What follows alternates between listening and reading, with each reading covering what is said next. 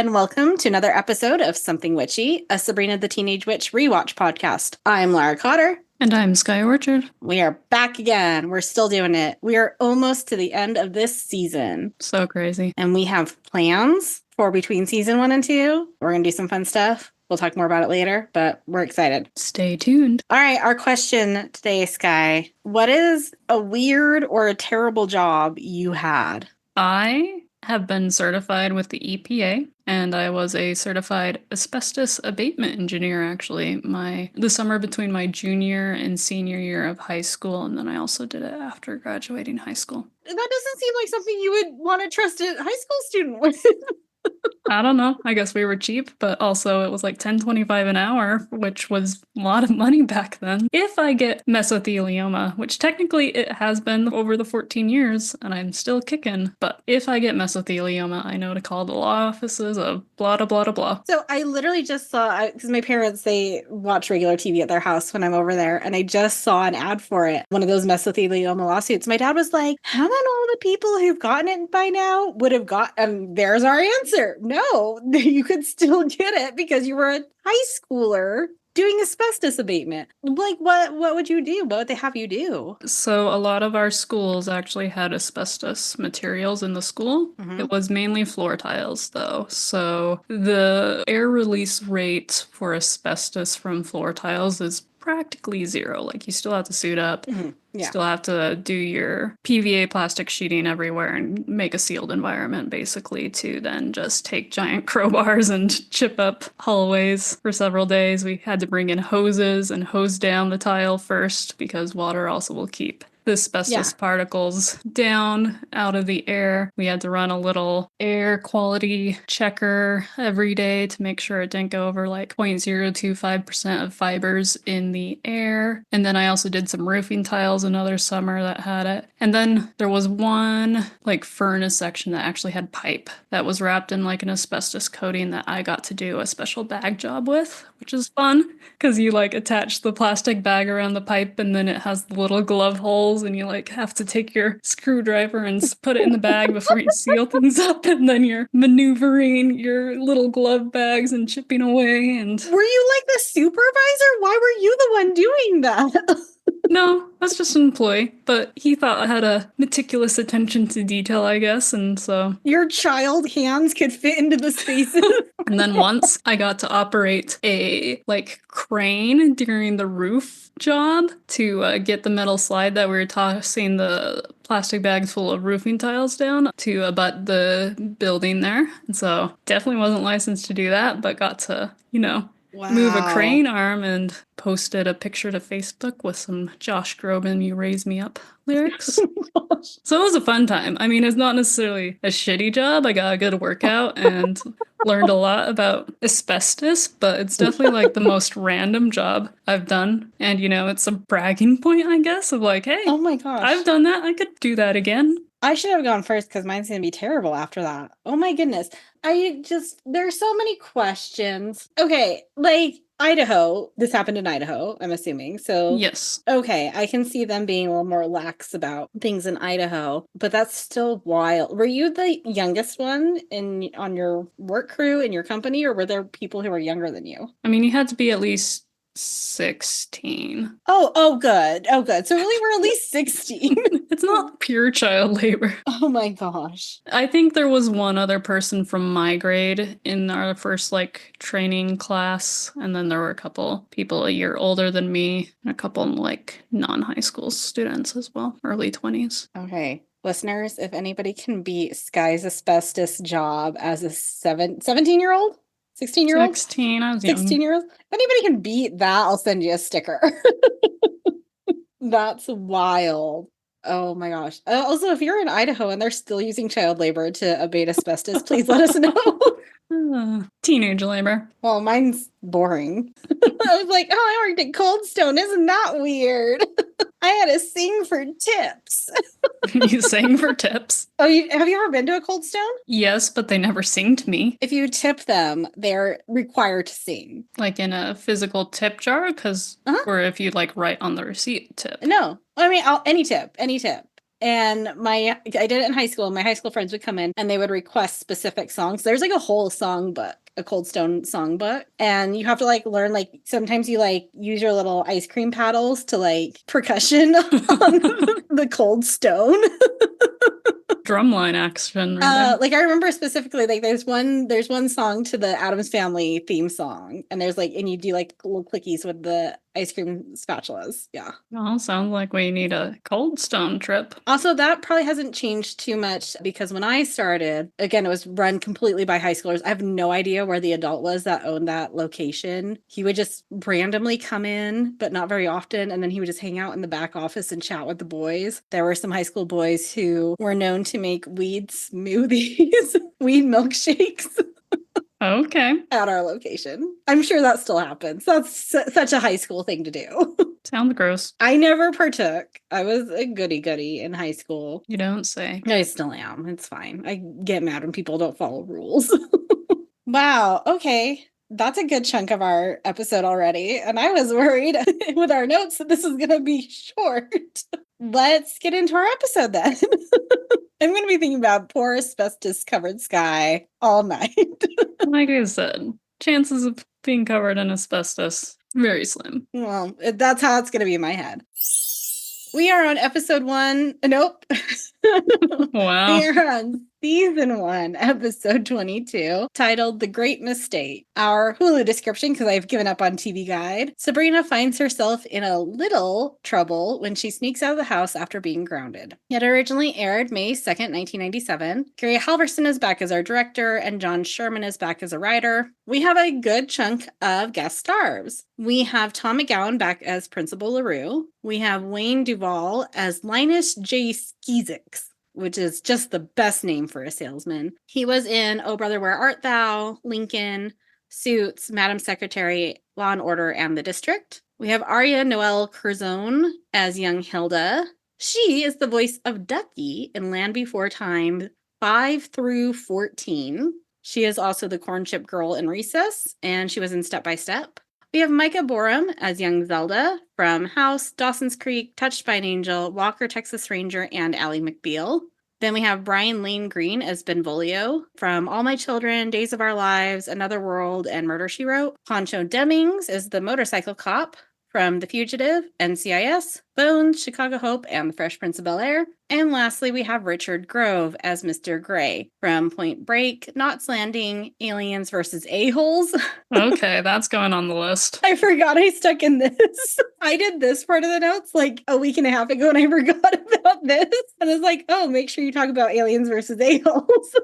This is amazing. I'm so excited to add it to the list. And I was just going to skip right past that and then add Quantum Leap. So are you looking it up right now? Oh no, I'm adding it to the list. Oh, adding to the list. Okay, Aliens versus A-Holes. It is a movie. Do you know the plot or no?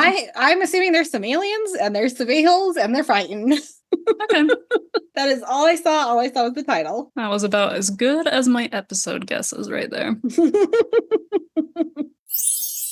What were your overall thoughts on this episode, Skye? Oh my gosh, we have backstory? So much backstory. It took 22 episodes to get it, but we got inundated with it. And consistency. Like, there's some callbacks to previous episodes where I'm like, okay, we're doing the same things. We're saying, like, the vacuum came back. I never remember the vacuum coming back. So, proud of the writers. Very, very quick scenes again. Very enjoyable. Mhm. Loved to gain some history and stuff. Also felt very short. Like, I know it was the standard length. Mm-hmm. It was like, oh, it's over already? Crazy. Yeah, I think it's because I wanted more. Like, I just wanted to keep having these little snippets of their lives. They fed us a little, and now we're going to have to starve Yeah. for who knows how long. I know we get a little bit more backstory, but it's not for a few more seasons, and then the backstory completely changes.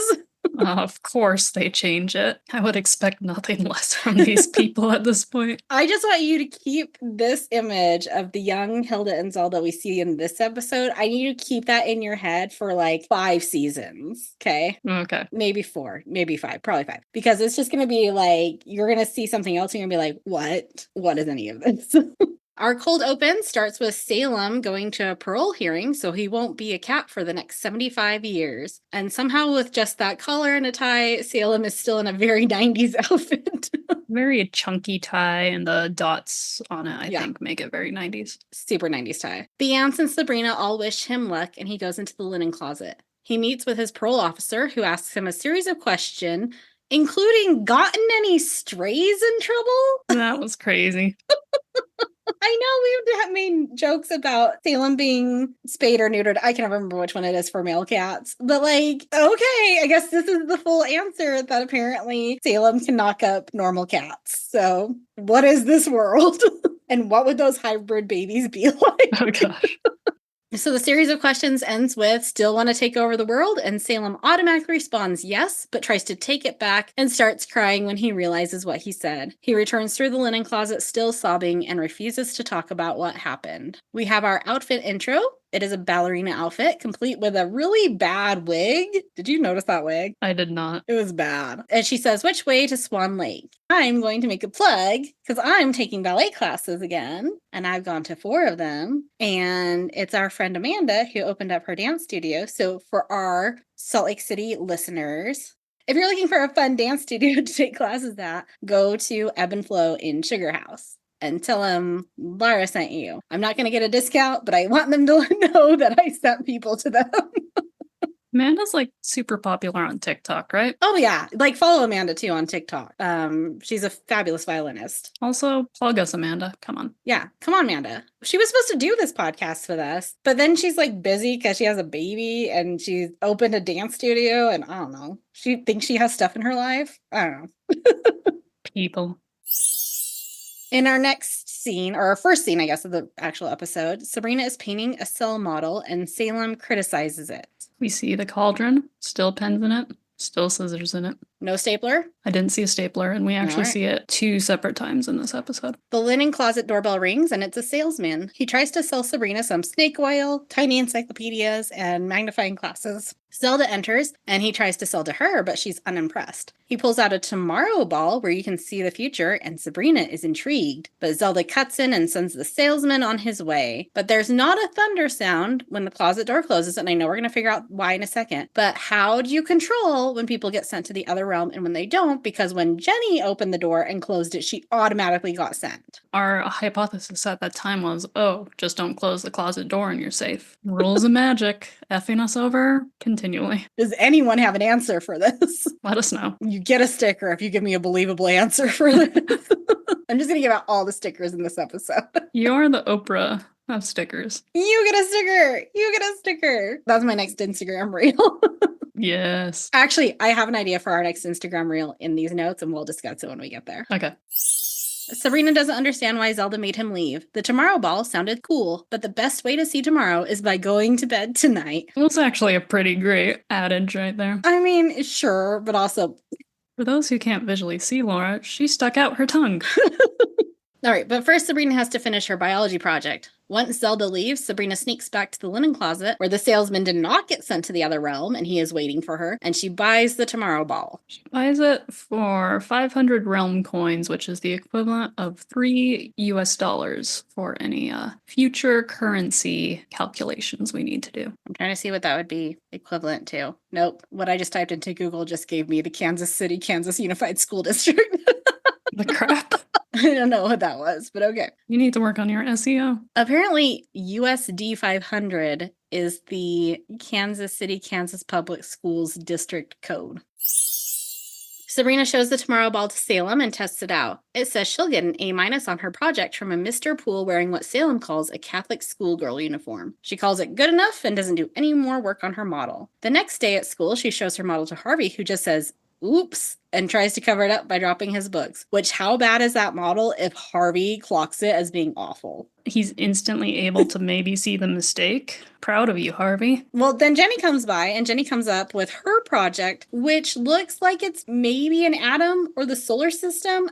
There's some dangling parts, and there's other parts orbiting around a center dangling part. I'm going to have more thoughts on these projects. Jenny comes up. She has tickets to Smashing Pumpkins tonight. Do you like Smashing Pumpkins? You know what? I'm going to need to look up. I know at least one song of theirs. 1979 is probably the one you'll recognize the most. Oh, yeah, I know. So, okay, yeah, I know 1979. But one, if they come to town, we should go because it will be much more enjoyable to us, I think, than the Violent Femmes were.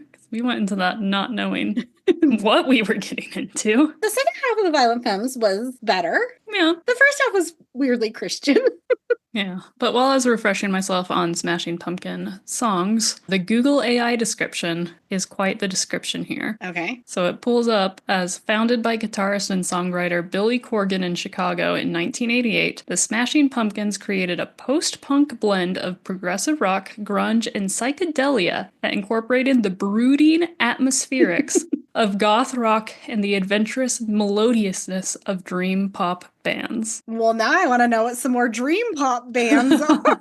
Oh, I got a list. Do I recognize any of these? Oh, Sigur Rós, Yola Tango. Japanese Breakfast, they're qualifying as dream pop. Okay. I guess I can get down with some dream pop. I don't know if I'd put that in the same category as Smashing Pumpkins. It's an interesting... I feel like AI just tried to pull a bunch of different types and be like, this is my analysis of what this band is. And it's an interesting list that AI has come up with. I also wanted to commit more to the P words because we had Smashing Pumpkins created a post-punk blend of progressive and then it just stopped. I'm like, no, we should have just kept going with that alliteration. Gosh, Google robots. Harvey is coming too, even though he's not allowed to go to any more concerts after the Metallica incident. What was the Metallica incident? His parents are just forcing him to sneak out, and he's okay with getting grounded because he doesn't have any plans next weekend. Except for when I was dating in high school, every weekend I had plans with my boyfriend, even when we didn't actually have plans. And there's no mention, again, of any sort of dating, of any sort of girlfriend. There's no kiss on the cheek in the hallway. Still no answers. Okay. Cool. Moving on. Mr. Bull comes around the corner wearing a kilt, and everyone except Sabrina is confused, who now understands the vision from her tomorrow ball. In science class, Mr. Poole explains that it's Scottish Pride Day. Harvey asks about famous Scottish people to distract Mr. Poole from talking about science. Then Sabrina asks if he can do a jig, so Mr. Poole shows them the Highland Fling. Principal LaRue is walking by and sees him dancing, so he comes in and asks what's going on. And I said back in the Terrible Things episode that was LaRue's only physical appearance, and clearly I am wrong, and my source, which was the Sabrina Wiki page, was wrong. So if anybody listening to this is an editor on a Sabrina Wiki, please correct the Terrible Things page because it is incorrect. And I depend on that for my research. Now I'm wondering what else I've said that's wrong. LaRue says this is inappropriate for a biology teacher and to see him after school. He specifies biology teacher. Which type of teacher would this be appropriate for? The drama teacher. Oh, okay. Yeah, that makes sense. Okay. So the closest thing to a Scottish Pride Day is probably actually Tartan Day, which is observed on April 6th and is observed in some US and Canadian locations as well, not just Scotland. And it celebrates the signing of the Declaration of Arbroath in 1320, basically Scotland's Declaration of Independence. Aren't you I know you're not actually Scottish, but isn't your background Scottish? My background is UK Mutt. Okay. Scotland and genealogy Irish, but we're mainly Welsh over here. Oh, okay, cool. The armpit of the UK. Please be nice. We have a very nice Welsh listener who comments on all of our Instagrams. So Skye is not speaking for all of us on this podcast. As a Welsh heritage individual, it just seems like people shit on Wales a lot. I think it's beautiful and I want to visit. Have you watched Welcome to Wrexham yet? Oh yes, it's fantastic. Starting watching that, I'm like, oh, I want to go to Wales now. I am actually named after the Scottish Isle of Skye, though. Okay. Yeah, that's what I thought. Okay. Which has a larger population of birds than people, so it sounds fantastic. It's also on my list to visit. I don't know if I'd be comfortable with that many birds. There's different animals I'd be okay with that ratio. I don't know if birds is one of them. What kind of birds? Are there a lot of geese? There's a lot of geese. That's a hard no. I wonder if the puffins go as far up as those isles. Okay, if it's just a shit ton of puffins, I'm okay with that. Yeah. Have I shown you the hot Scottish guy with the great accent who's basically just like a tour guide? Yeah. Yes. He has so many puffin videos. Of course I follow him. He's amazing. Okay, I know we have like 4 listeners in the UK, so if any of our foreign listeners in the UK have information about the island of Skye and what types of birds are there, again, I'll send you a sticker. After school, Principal LaRue is berating Mr. Poole in the hallway and tells him to put on some slacks. Sabrina overhears and compliments his purse. He corrects her that it's a sporran and asks to speak with her about her cell project. Sabrina got a C. She left out the mitochondria, the powerhouse of the cell. And I made Valentine's for the Science Teaching Association's Instagram. And one of them was a picture of mitochondria and it said, "You are the powerhouse of my love." And I was really proud of it. You know, the function of the mitochondria is something millennials will never forget. Never, never, ever. He gives her the weekend to redo her project. And in the background, you can see Jenny's project, but you can see another project that is definitely an atom. And at this point, I'm like, there's also like other projects. What is this biology class? Why are we all just picking whatever the heck we want to make a model out of? But also not all of them made models because he had papers in his hand at the beginning. Was it just like Mr. Poole needed a weekend to recover from Nurse Nancy breaking his heart? So he was just like, you know what? Just do a project on something. Just turn in something by the end of the week. Yeah, and then there was one episode early on where the subject is not biology, and it's the like single class we see that's not about biology. I can't remember what it was about now. This class makes no sense. At home, Zelda is yelling, "Balls, balls, balls, balls." And Hilda pops in saying that whatever Zelda is doing sounds really interesting. And I laughed really hard. I was like, that's definitely not something I would have laughed at as a kid. I'd be like, oh, that's silly. And I was like dying. She peeks around the corner and is disappointed to see Zelda in a tennis outfit surrounded by tennis balls. Zelda can't find her tennis racket. Hilda gives Zelda hers to borrow. Which the tennis racket is kept in the piano bench. Do you have anything weird in your piano bench? I do not. Piano books. Music. I have my old notebooks from when I was taking lessons as a kid. I still have mine and Lisa's old notebooks. Ooh. And I opened one not that long ago, and it was just like repeated the word counting written over and over and over in my notebook. And I took a picture and posted it on my Instagram and was like, apologies to any of my students that their notebooks now look like this because I was you once. You must now have the generational trauma being told to count.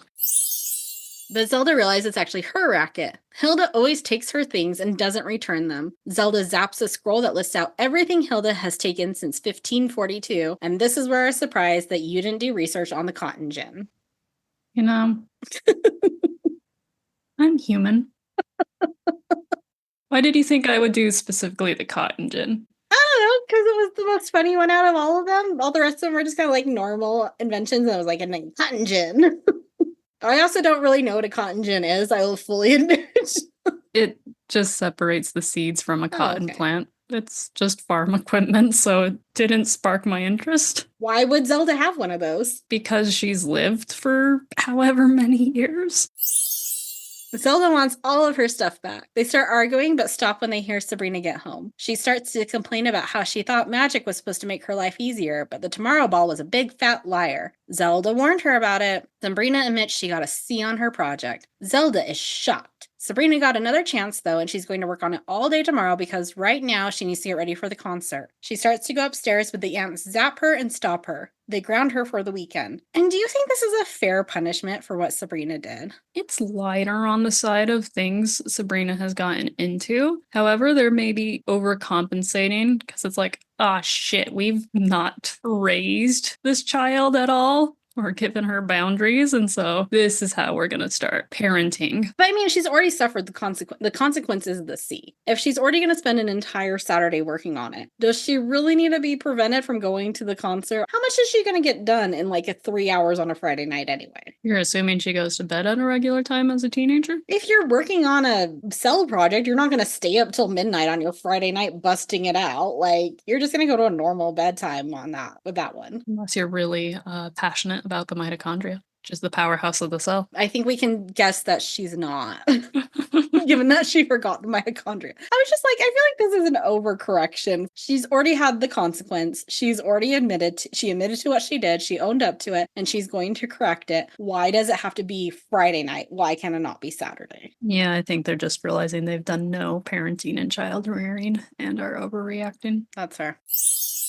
In her room, Sabrina complains to Salem about missing the Smashing Pumpkins concert. And again, I was expecting your note here because he says, Bummer T. Jones the Third. I did do research, and I didn't really come up with anything, so I didn't make a note. I just thought you would enjoy that line. Oh, I did enjoy the line, and I tried to figure out, this is probably after a person. Oh. But Google only showed Booker T. Jones III, who was a music producer, but didn't have any songs that would necessarily, in my opinion, spark the writers to make a pun on that. So it might have just been random from a writer's brain. But I'm definitely using it at work from here on out. Bummer T. Jones III.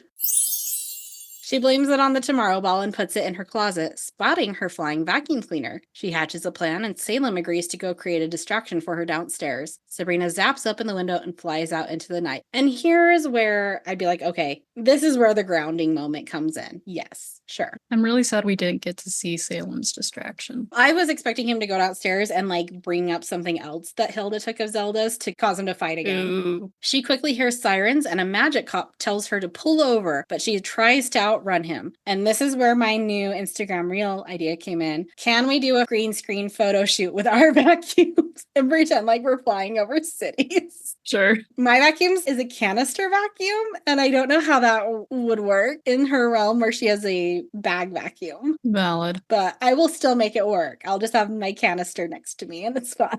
But we need to get a giant green sheet and do a green screen photo shoot.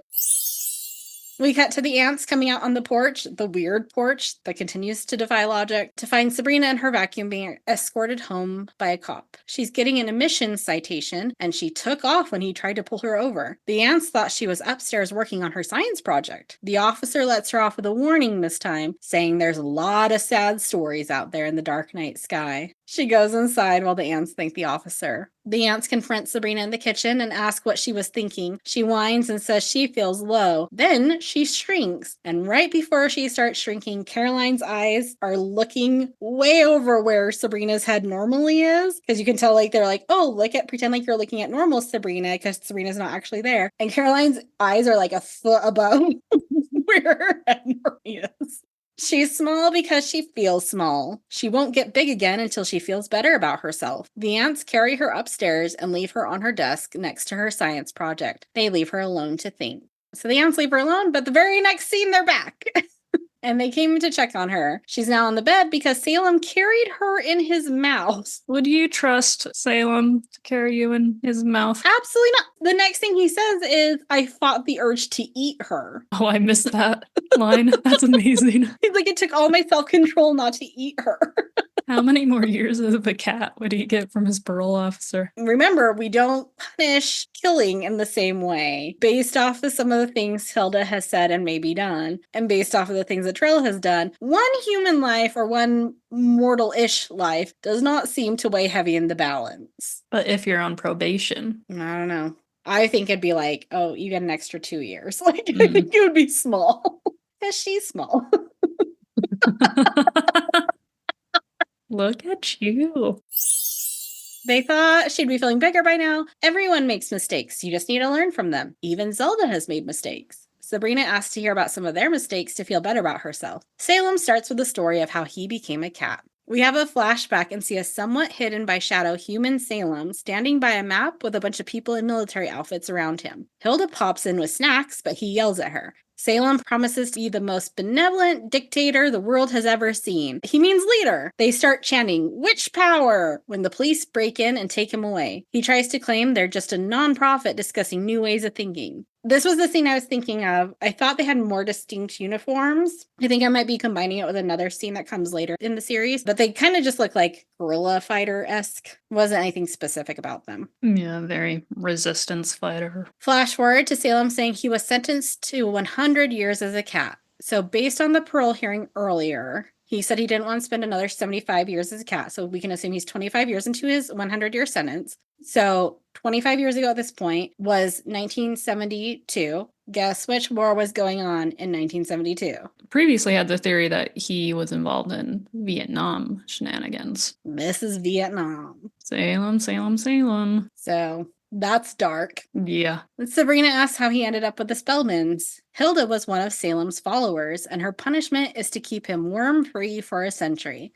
So Hilda got stuck with Salem because she was part of Salem's group trying to take over the world for which kind. And so Salem got turned into a cat and she has to take care of him. And that's why I was like, was Milady like part of Salem's inner circle? That's why she also got turned into a cat. But then Marigold was also caught up in the outer loop like Hilda. And now Marigold has to take care of Milady. Or is Milady just a pet? Who knows? We know Newt was in this inner circle and he got turned into a lizard. I can't remember what we decided he was, a gecko, whatever he was. Monty has to take care of him. So Monty was probably on the periphery too. And that was his. So any witch right now with a familiar might have been basically one of Voldemort's followers. Death Eaters. Basically. Sabrina realizes her aunts had lives before she came to live with them and asks about their childhood. Things were very different in the 14th century. Which continuity? Thank you. We are sticking with Zelda and Hilda being born in the 1300s. We flash back to a young Hilda and Zelda in a town square displaying an abacus. They look like they might be fraternal twins because they're basically the same age. Hilda is a little bit taller, so maybe she's older, but I would have assumed that Zelda was the older of the two sisters. Yeah, agreed. Yeah, I don't think we have a firm idea on which one is the older or younger. Young Zelda explains what the abacus does while young Hilda mocks her. Hilda takes it from her and runs away while Zelda throws a temper tantrum. I loved the set dressing of this scene where they're just like, we're gonna put everyone in a cloak and you have to hold a pitchfork and that's gonna show medieval times. And it was also dark. It was like the middle of the night, like, we're gonna teach you about the abacus at 9 p.m., folks. Yeah, I was like, is this a witch trial? Are they being accused because they know about math and the abacus? That's what I was expecting to happen. I'm like, oh, and then they're gonna get chased out because they're like, oh, girls doing math, witchcraft, and then that didn't happen. Flash forward to the aunts admitting things maybe haven't changed that much. Sabrina asks about their careers, and they say they tried a lot of careers before figuring out what they liked. Hilda's worst job was deep sea fisherman, and we get a quick clip of her in a small boat getting drenched with a wave. Anyone who has watched Dudley's Catch knows you don't go deep sea fishing in a rowboat. You don't. Halibut ho! Is that what you're going to say at work after this week? Yes. I'll do Bummer T. Jones and you do Halibut ho. Anytime someone reports a phishing attempt email to me, I'm just gonna respond now with Halibut ho instead of please block this sender and delete. If you work for the federal government and you get emails from Elon Musk, just respond Halibut ho. What are 5 things you did this week or today? Halibut ho, salmon ho, king crab ho, Narwhal ho. Zelda's worst job was when she was a coal miner in Wales. Hey, Wales is back in the conversation. We get another clip of her working in a coal mine and talking to the caged canary before it just keels over and dies. Everyone quickly evacuates the mine. Hilda starts to ask Zelda about another job, but Zelda cuts her off. Sabrina begs to hear the story. It was when she and Hilda worked together as showgirls in the Wild West. We flash back to Hilda and Zelda on stage at a saloon in showgirl dresses with some bottles flying at them. Hilda plays the piano while Zelda sings and dances to Oh Susanna. The crowd boos and throw things at them. Flash forward to the aunts admitting they were run out of town, but luckily they figured out the secret to financial security. Junk. Hold on to anything long enough and it will eventually become valuable. But don't purchase things like Beanie Babies, relying on that. Yes, they say their future retirement plan is their mint condition plaids, right? Plaid thermoses. Plaid thermoses, oh yeah. Should we see how much a vintage plaid thermos is going for right now? Oh, why not? Let's do it. I'm going to say mint condition. You know what? There is one going for $65 right now on eBay. Okay. Most of them are not around that. Keep watching that market. It's like I still have my Pokemon cards. Just waiting for the day to cash in. I got rid of most of my Beanie Babies. I have a few. I use them for piano lessons now. Bribery or to throw at the students when they're not counting? I use them to teach about like tempo and dynamics and like staccato or legato. So like I'll put an animal up and be like, play your song like the animal. Okay. And so like if it's lying, they have to play loud or whatever. Sabrina asks them to talk about their love lives next. Zelda agrees, but tells Salem to leave first. The first question is about when they had their first kisses. Zelda when she was 16 and Hilda at 48. Then Sabrina asks if they've ever been married. Hilda starts to tell the story of her wedding to Drell. We flash back to the ants in the Acropolis in ancient Greek or Roman clothing. Do you know your Greek and Roman outfits? Which one that would be? Looked more Grecian. Greece. Final answer. Okay. Zelda looks at a sundial and notes that Drell is 5 minutes late. Hilda assures her that he'll be there. Repeat this for an hour late. And then again much later. Hilda finally agrees to leave and says she's fine, but magically destroys the Acropolis as she walks away. Flash forward to Hilda saying that history blames the Turks for the destruction. And the Ottoman Turks never actually destroyed the Acropolis. However, it was damaged in 1687, so we sort of have an idea of when Hilda's marriage to Drell might have been. It was during the siege of the Acropolis, but was it actually Turks who did the physical damage? It was the Venetians. Fun fact. So do we think they were just dressed up in those outfits because they were going for the theme of the venue rather than because she was getting married at that time period? Yes, unless there's time travel as well to go back to 1300 There is. BC. We will see time travel next season, actually. Ooh. That's the one that we're going to watch all the TGIF shows. Okay. Well, if we're blaming the Turks, that's 1600s. We're blaming the Turks. Sabrina asks if Zelda was ever married, but Hilda says she's too picky. But Zelda admits she has been married. Hilda is shocked she didn't know. We get a flashback to Zelda in Renaissance Florence with a man strumming a lute. And she's about 150 here and still lives with her father, so I think witches do mature at a different rate than humans. But also I was like, but then it's also the Renaissance and you can't really be a single woman living by yourself, so it might just be safer to live with your family. I don't know. I liked her outfit except for the headpiece. Had like the same really cheap gems on it that are on the magic book. I did like a lot of the costumes and outfits in this episode, but I feel like they could have done a little bit better on that headpiece. Benvolio wrote her a song. He starts singing Green Sleeves. Little history corner. Green Sleeves was actually written by Richard Jones in 1580 for some more time period there. It became popular quite quickly because it was already referenced multiple times by 1597 when Shakespeare wrote Merry Wives of Windsor. Possible interpretation of the lyrics is that Lady Greensleeves was a promiscuous young woman, perhaps even a prostitute, and that's because at the time, the word green had sexual connotations, most notably in the phrase a green gown, a reference to the grass stains on a woman's dress from engaging in sexual intercourse. Very flattering song for our dear Zelda. I guess if you want to insult a woman, call her Green Sleeves.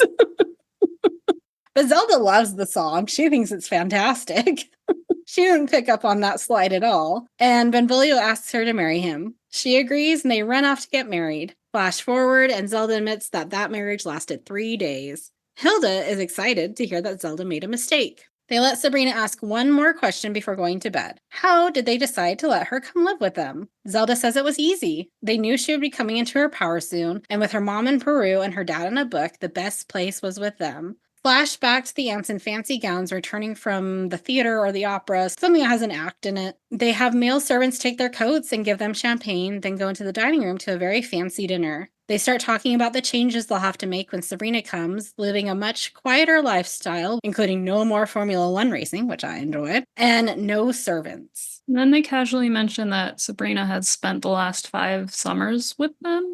So were they just returning to suburban-looking house for those summers? I would assume so. Because Hilda's then shocked that the servants must leave. I wonder if it was like they gave their servants like a holiday break, if that was the excuse they used. Oh, maybe. Or maybe they didn't even spend the summers there. Maybe they like went on vacation and they were on vacation with Sabrina wherever they were. Ooh. I like that better. We're going with that. Flash forward to Sabrina asking why they got rid of the servants, and Zelda says they thought it might spoil her. They wanted to teach her responsibility and to respect men. Sabrina wonders if taking her in was a mistake, but they love her and have never regretted it. Sabrina feels something bubbling and returns to normal size. She thanks them for telling her their stories and making her feel better, but she's still grounded. In our end tag, Hilda surprises Zelda with a gift to make up for everything. It's Zelda's abacus, except it's broken. They start arguing again, then Hilda takes the abacus and runs off, mirroring the earlier scene. And that is our episode. Any final thoughts?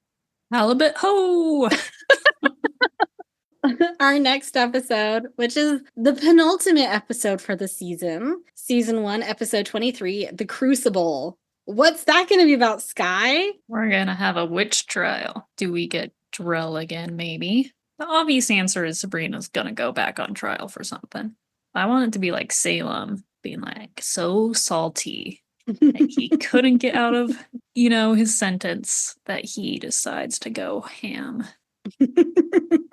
What's a couple more years on your sentence when you have 75 left? Right. In the meantime, like, share, rate, and subscribe to this podcast. Email us at somethingwitchypod@gmail.com with your thoughts, your questions, or your answers for any of our questions. And you can follow us on Instagram at somethingwitchypod and TikTok at something.witchy.pod. Until next time. Stay meowgical.